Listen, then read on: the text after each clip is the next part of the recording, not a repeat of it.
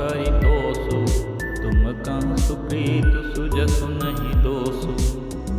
मुनि श्रेष्ठ वशिष्ठ जी भरत जी से कहते हैं, राजा का वचन अवश्य सत्य करो, शोक त्याग दो और प्रजा का पालन करो। ऐसा करने से स्वर्ग में राजा संतोष पावेंगे और तुमको पुण्य और सुंदर यश मिलेगा, दोष नहीं लगेगा। वेद विदित सम्मत सबहि का, यही पितु देहि सो पावहि टीका।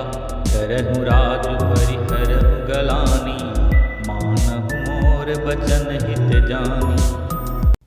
यह वेद में प्रसिद्ध है और सभी शास्त्रों के द्वारा सम्मत है कि पिता जिसको दे वही राज तिलक पाता है, इसलिए तुम राज्य करो, ग्लानि का त्याग कर दो, मेरे वचन को हित समझकर मानो। सुनि सुख लहव राम वैदेही, अनुचित कहव न पंडित के। कौशल्यादि सकल महतारी, देवु प्रजा सुख होई सुखारी। इस बात को सुनकर श्री रामचंद्र जी और जानकी जी सुख पावेंगे और कोई पंडित इसे अनुचित नहीं कहेगा। कौशल्या जी आदि तुम्हारी सब माताएं भी प्रजा के सुख से सुखी होंगे। परम तुम्हारे राम कर जाने, तो सब विधि तुम सन भल माने। सौंपे हूँ राजु राम के आए, सेवा करे स्नेह सुहाए। जो तुम्हारे और श्री रामचंद्र जी के श्रेष्ठ संबंध को जान लेगा, वह सभी प्रकार से तुमसे भला मानेगा। श्री रामचंद्र जी के लौट आने पर राज्य उन्हें सौंप देना और सुंदर स्नेह से उनकी सेवा करना।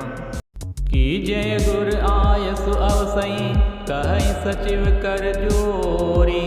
रघुपति आए उचित जस, तस तब करब बहोरी। मंत्री हाथ जोड़कर कह रहे हैं, गुरु जी की आज्ञा का अवश्य ही पालन कीजिए। श्री रघुनाथ जी के लौट आने पर जैसा उचित हो तब फिर वैसा ही कीजिएगा। कौशल्याधर धीरज कहई, कूट पथ गुरु आयस वहई। सो आदरई करई हित मानी, तजिय विषादु काल गति जानी।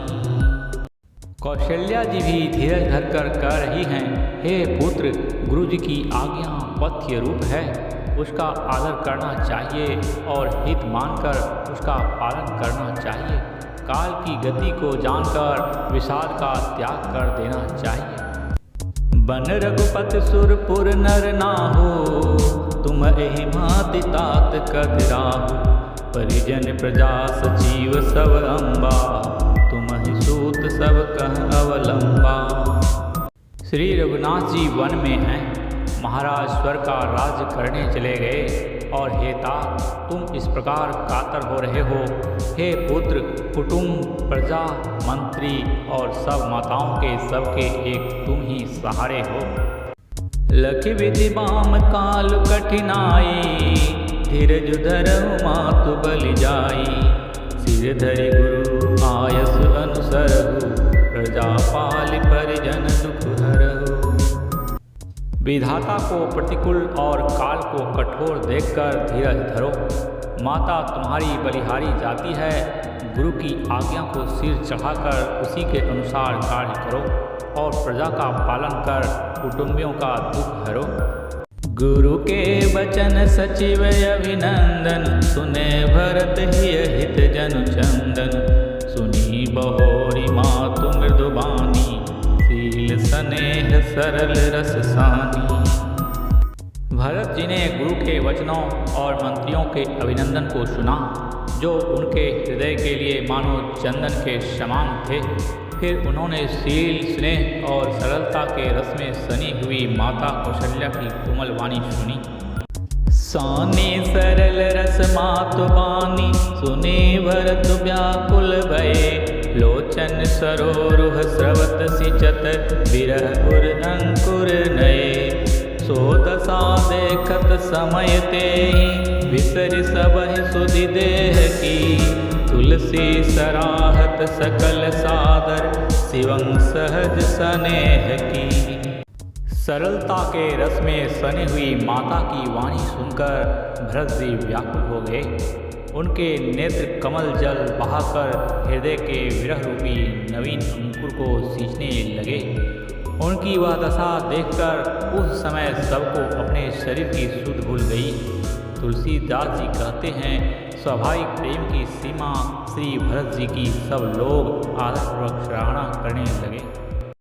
भरत कमल कर जोरे धीर धुरंधर धीर धरी, बचन अमेय जन भोरे देत उचित उत्तर सबही।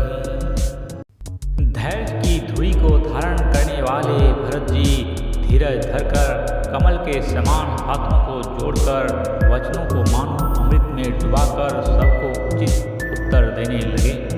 श्यावर रामचंद्र की जय।